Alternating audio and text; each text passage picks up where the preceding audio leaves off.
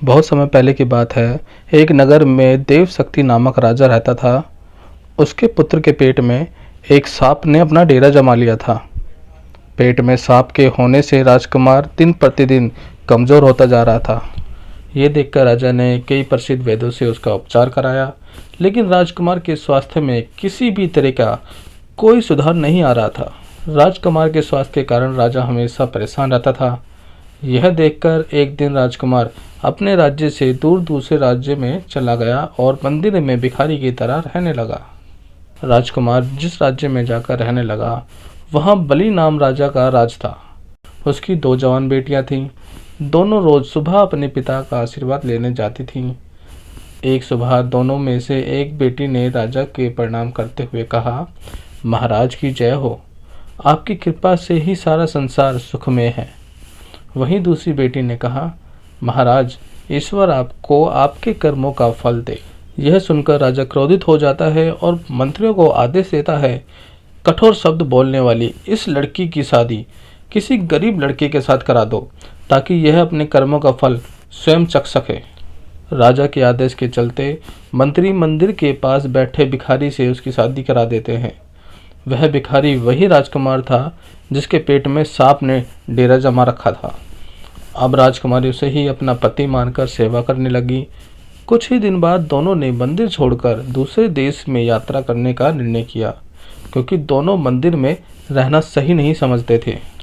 सफ़र के दौरान रास्ते में राजकुमार थक जाता है और एक पेड़ के नीचे विश्राम करने लगता है। राजकुमारी पास के गांव से भोजन लेने के लिए चली जाती है। जब वह वापस आती है तो सोए हुए पति के मुंह से एक सांप को निकलते हुए देखती है। साथ ही पास के एक बिल में से एक सांप निकलता है। दोनों सांप आपस में बात करने लगते हैं, जिसे छिपकर राजकुमारी सुनने लगती है। एक सांप कहता है, तुम इस राजा के पेट में रहकर इसे तकलीफ क्यों दे रहे हो? साथ ही तुम खुद के जीवन को भी खतरे में डाल रहे हो। अगर किसी ने राजकुमार को जीरा और सरसों का सूप पिला दिया तो तुम्हारी मृत्यु हो जाएगी।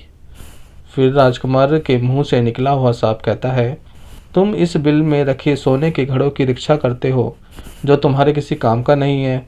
अगर किसी को इन घड़ों के बारे में पता चल गया तो वह इस बिल में गर्म पानी या तेल डालकर तुम्हारी जान ले सकता है। थोड़ी देर के बाद दोनों सांप अपनी अपनी जगह वापस चले जाते हैं, लेकिन राजकुमारी दोनों सांपों के रहस्य को जान चुकी होती है। इसीलिए राजकुमारी पहले राजकुमार को भोजन के साथ जीरा और सरसों का सूप पिला देती है। इसके कुछ समय बाद राजकुमार ठीक होने लगता है। फिर इसके बाद बिल में गर्म पानी और तेल डाल देती है, जिससे कि दूसरे सांप की भी मृत्यु हो जाती है।